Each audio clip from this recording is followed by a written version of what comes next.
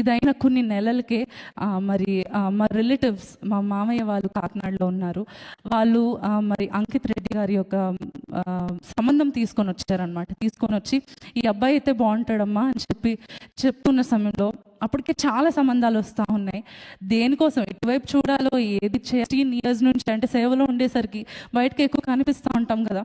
చాలామంది ప్రపోజల్స్ పంపిస్తూ ఉండేవారు, కానీ ఏది చేసుకోవాలో అర్థం కాని పరిస్థితుల్లో నేను ప్రార్థించేదాన్ని, ఫాస్టింగ్ ఉండి ప్రేయర్ చేసుకునేదాన్ని.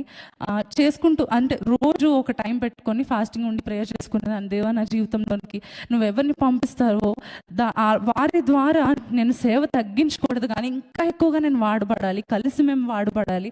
అటువంటి ఒక మంచి దైవజనుని పంపించుకోవా, నేను ఆ సేవ ఆగిపోకూడదు, లేకపోతే ఒక మామూలుగా స్టేగ్నెంట్గానో లేకపోతే పేరు కోసం సేవ చేసేవారుగానో కాకుండా నాకు ఒక మంచి హస్బెండ్ని